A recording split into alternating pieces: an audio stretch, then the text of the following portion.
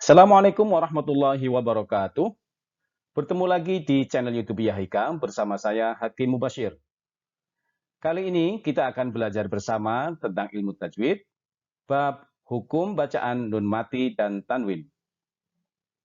Di Pondok Pesantren Al-Hikmah Kawunganten, di dalam mempelajari ilmu tajwid, khususnya di kelas i'dad atau kelas persiapan, mengacu kepada kitab Hidayatus Sibyan. Di dalam kitab Hidayatus Sibyan, tersusun oleh bait-bait atau syair. Bait-bait atau syair ini kemudian di kebanyakan pondok pesantren dihafalkan oleh para santri dengan menggunakan lagu atau irama. Ini dimaksudkan agar para pelajar atau para santri dapat dengan mudah menghafalkan syair atau nadhom Hidayatus Sibyan yang berisi tentang kaidah-kaidah ilmu tajwid. Baik, akan saya lantunkan bab Akamut Tanwini wan Nunis Sakinati ini dengan lagu favorit saya. Kalian yang di rumah, silakan melantunkan dengan lagu favorit kalian masing-masing. Baik, saya mulai. Babu Akamut Tanwini wan Nunis Sakinati. Ahkamut Tanwinin wa nunin taskunu indal hijai khamsatun tubayanu. إظهار إدغام مع الغنة أو بغيرها والقلب والإخفار واو فاظهر لدى همز وهاء حاء والعين ثم الغين ثم الخاء وادغم بغنة بينمو لا إذا كان بكلمة كدنيا فانبذا وادغم بلا غنات في لام ورا والقلب عند الباء ممن ذكر وأخفين عند باقي الأحرف جملتها 15 فارفي شف ذا كم جاد صحس قد سما دم طيبا زد في طوقا ظالما. Baiklah, demikian tadi isi dari bait Hidayatus Sibyan bab Ahkamut Tanwini wan Nunis Sakinati. Nah, bagaimana penjelasan dari nadhom ini atau syair ini? Berikut adalah penjelasannya. Penjelasan dari syair tadi adalah hukum bacaan nun mati atau tanwin ketika bertemu dengan huruf hijaiyah ada 5 hukum bacaan. Yang pertama yaitu idhar. Yang kedua idgham bi gunnah. Yang ketiga idgham bila gunnah.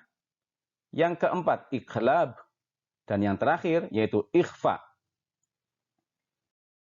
Kemudian kita lanjut dengan pembahasan yang pertama, yaitu hukum bacaan idhar halqi. Hukum bacaan idhar halqi yaitu apabila ada tanwin yang berupa bacaan in, atau an, atau nun mati bertemu dengan salah satu huruf halqi, yaitu a, ha, kho, ain, ghain, dan ha, maka hukum bacaan ini disebut hukum bacaan idhar halqi. Kenapa disebut idhar halqi? Idhar artinya jelas dan halqi adalah tenggorokan. Disebut tenggorokan karena huruf-huruf idhar ini semuanya bermakhrijul huruf atau keluar dari tenggorokan. Nah, sekarang bagaimana cara membaca hukum bacaan idhar halqi tersebut?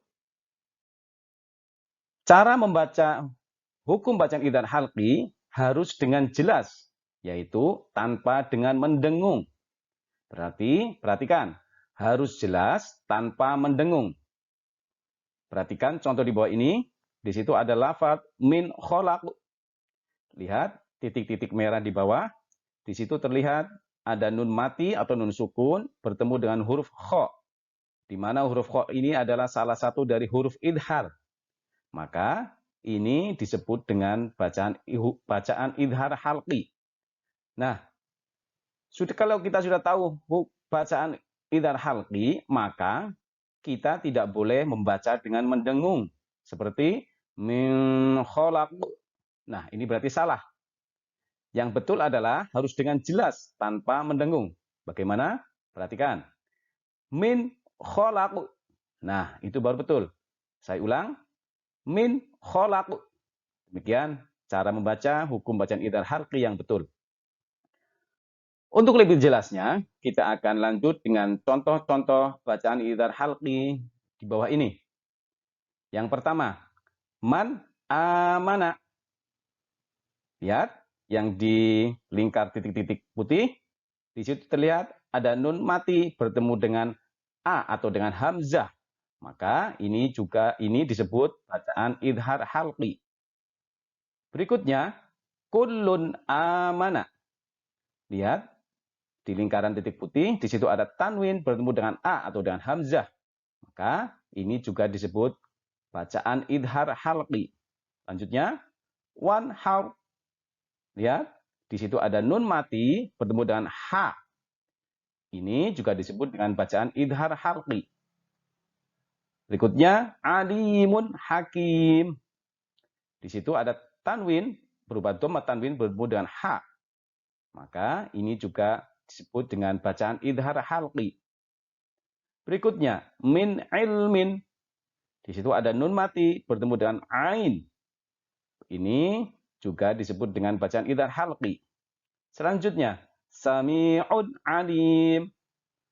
Itu di situ ada dhamma tanwin bertemu dengan ain.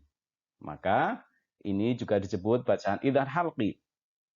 Selanjutnya, mimman khalaq. Di situ ada nun mati bertemu dengan kha. Selanjutnya, alimun khabir. Di situ ada dhamma tanwin bertemu dengan kha. Selanjutnya, min ghillin. Di situ ada nun mati atau nun sukun bertemu dengan ghain. Selanjutnya, la ajran ghaira. Di situ ada tanwin bertemu dengan ghain. Berikutnya, wa anhara. Ada nun mati bertemu dengan ha. Yang terakhir, salamun hiya. Perhatikan, di situ ada dhamma tanwin bertemu dengan ha. Maka, bacaan-bacaan tadi adalah semuanya contoh dari hukum bacaan idhar halqi. Bagaimana? Tambah paham kalian dengan penjelasan tersebut?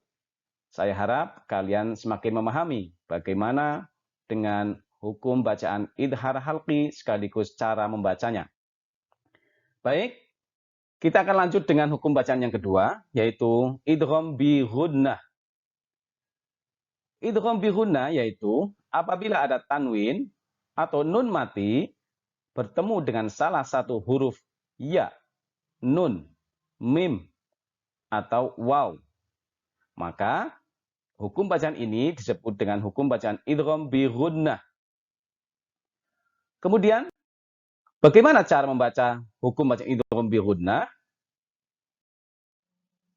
Bacaan idgham bi ghunnah dibaca dengan cara memasukkan atau meleburkan nun mati atau tanwin dengan huruf idgham yang ada di depannya dan dibaca dengan mendengung. Perhatikan yang terakhir, dibaca dengan mendengung. Untuk lebih jelasnya, kita lihat contoh di bawah ini. Di situ ada lafaz yang kalau kita belum belajar idgham bi ghunnah, kita akan membaca min walin. Tapi kita tadi sudah dijelaskan bahwa hukum bacaan idgham bi ghunnah dibaca dengan cara meleburkan nun mati atau tanwinnya dengan huruf idgham di depannya. Di contoh ini ada nun mati bertemu dengan huruf waw, di mana waw ini adalah salah satu dari huruf idgham bi ghunnah. Maka kita leburkan nun matinya ke huruf idgham di depannya. Demikian. Jadi kita tidak boleh lagi membaca min walin. Itu salah.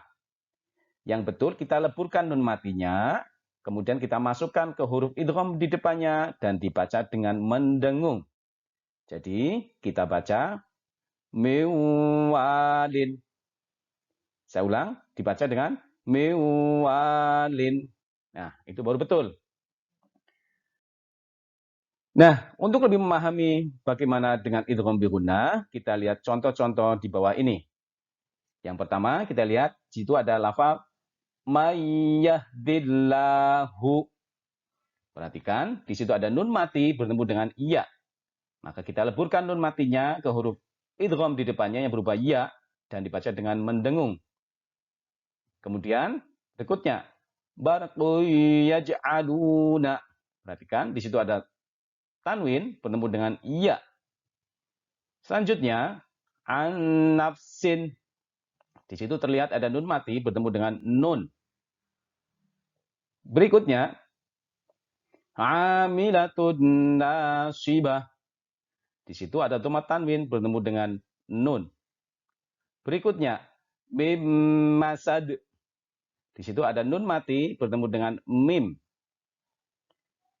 Selanjutnya fi amadim mumaddadah. Perhatikan di situ ada kasrah tanwin bertemu dengan mim. Berikutnya miwaraihim. Ada nun mati bertemu dengan waw. Yang terakhir wa nafsi wa ma. Di situ terlihat ada kasrah tanwin bertemu dengan waw. Nah, perhatikan. Di dalam hukum bacaan idgham bi gunnah ada pengecualian. Bagaimana pengecualiannya? Diperhatikan betul baik-baik. Pengecualiannya yaitu jika ada nun mati atau sukun bertemu dengan huruf idgham bi gunnah dalam satu lafaz atau satu kata, maka ini tidak dibaca sebagai idgham, tetapi dibaca sebagai idhar atau jelas. Untuk lebih jelasnya, lihat contoh di bawah ini. Yang pertama, di situ ada dunyanun. Perhatikan, di situ ada nun mati bertemu dengan ya. Tapi ini dalam satu lafaz. Sehingga walaupun ini nun mati bertemu dengan huruf idgham bi gunnah, tapi karena dalam satu lafaz, maka ini tidak dibaca sebagai idgham, tetapi dibaca sebagai idhar. Maka dibacanya yang betul adalah dunyanun, bukan duyanun. Karena ini bacaannya dibaca dengan idhar. Contoh yang kedua, perhatikan bunyanun. Di situ ada nun mati bertemu dengan ya lagi, tapi dalam satu lafal. Sehingga juga dibaca idhar. Yang terakhir, qinwanun. Di situ ada nun mati bertemu dengan waw. Ketiga contoh ini adalah contoh-contoh dari pengecualian idgham bi gunnah yang apabila terdapat dalam satu lafaz maka tidak dibaca sebagai idgham tetapi dibaca sebagai idhar. Kita lanjut dengan hukum bacaan yang ketiga yaitu idgham bila gunnah.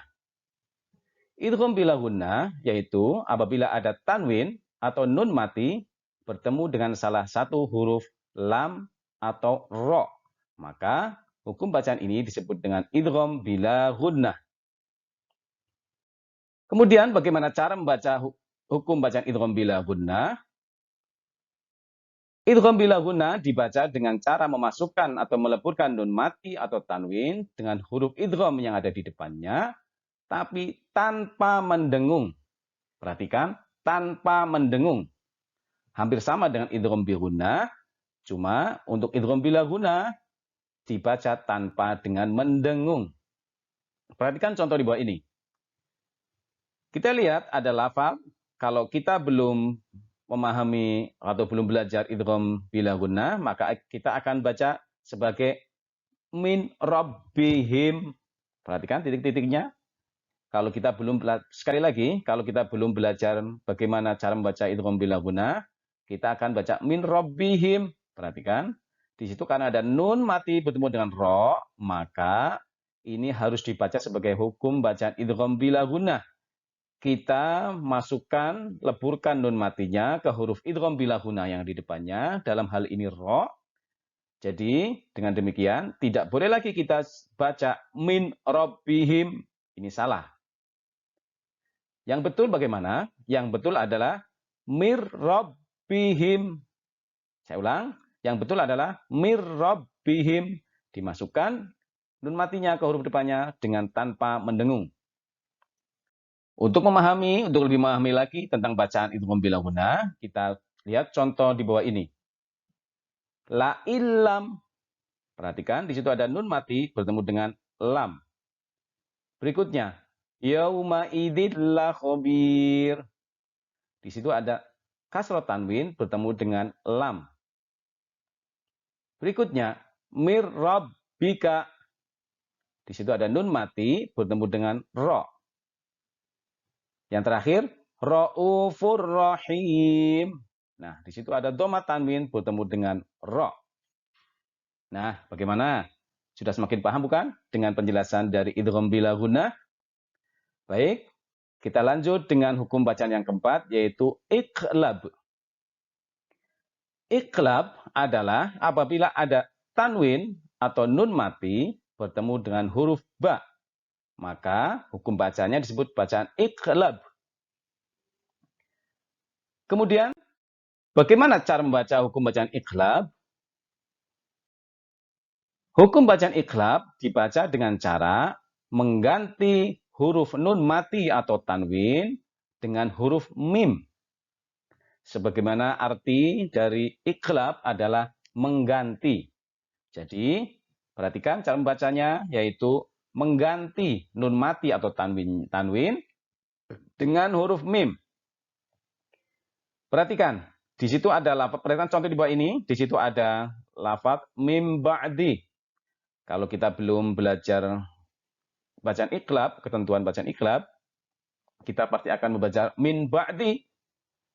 Lihat, di situ ada titik-titik, ada nun titik merah. Di situ ada nun mati bertemu dengan ba. Berarti ini masuk ke dalam contoh hukum bacaan iqlab. Kita tidak boleh lagi membaca min ba'di. Itu salah. Yang betul adalah nun matinya kita ganti dengan huruf mim. Sehingga kita baca mim ba'di. Nah, itu baru betul. Saya ulang. Mim ba'di. Untuk lebih jelasnya, kita lihat contoh bacaan iqlab di bawah ini. Mambakhila.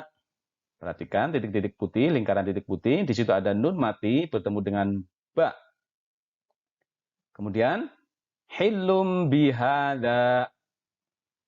Di situ ada dhamma tanwin bertemu dengan ba. Sehingga ini semua, kedua contoh ini adalah contoh dari bacaan iqlab. Nah, kita lanjut dengan hukum bacaan yang terakhir, yaitu ikhfa. Ikhfa yaitu apabila ada tanwin atau nun mati bertemu dengan huruf hijaiyah yang selain huruf idhar, huruf idgham bi ghunnah, bukan huruf idgham bila ghunnah, dan bukan huruf iqlab. Sehingga ketika ada nun mati atau tanwin bertemu dengan huruf-huruf ini, maka ini disebut dengan bacaan ikhfa. Bagaimana cara membacanya? Sebelum kita belajar cara membacanya, kita perkenalkan dulu dengan huruf-huruf ikhfa. Huruf-huruf ikhfa terkumpul dalam syair di Hidayatus Sibyan, dalam syair yang berikut ini. Saya ulang, dalam syair berikut ini, huruf-huruf ikhfa. Sif dhathana kam jadda sahsun qad sama dum tayyiban zid fil tuqan du'dhalima. Di mana huruf ikhfanya? Perhatikan.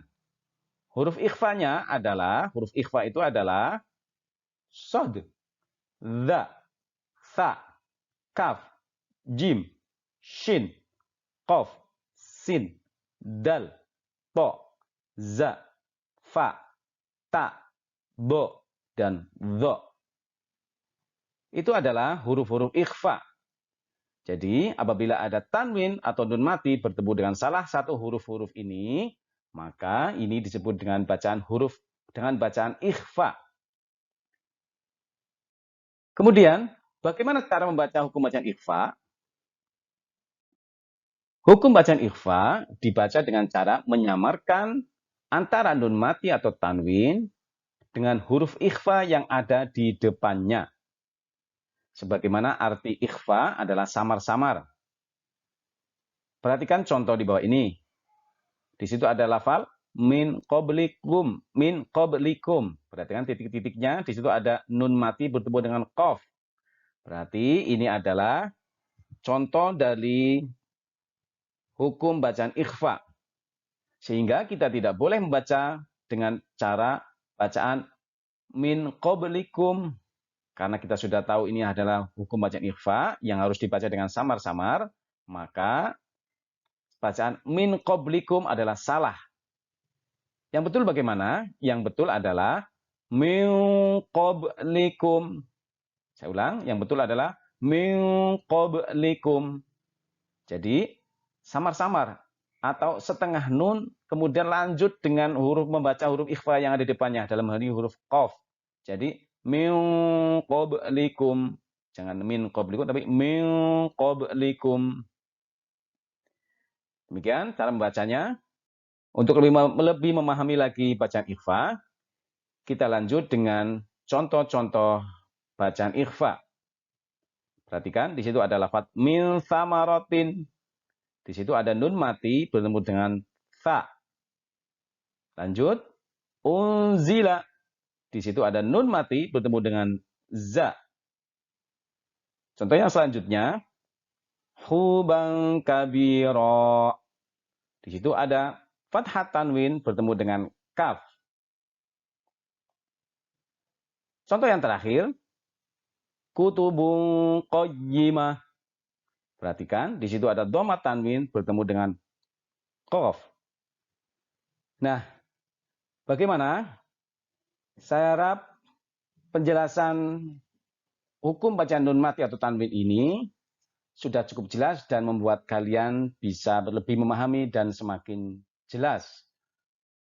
Nah, saya harap kalian yang di rumah tetap semangat belajar dan masih dalam masa pandemi ini, saya harap kalian yang di rumah tetap mematuhi protokol kesehatan dengan cara rajin cuci tangan, memakai masker, menjaga jarak, dan selalu berada di rumah kecuali ada hal-hal yang sangat penting. Dan selalu jaga imun kalian dengan pola hidup sehat dan tidak lupa juga untuk menjaga iman dengan cara selalu mendekatkan diri kepada Allah, selalu semangat belajar dan mengaji. Sampai jumpa lagi di video pembelajaran berikutnya. Assalamualaikum warahmatullahi wabarakatuh.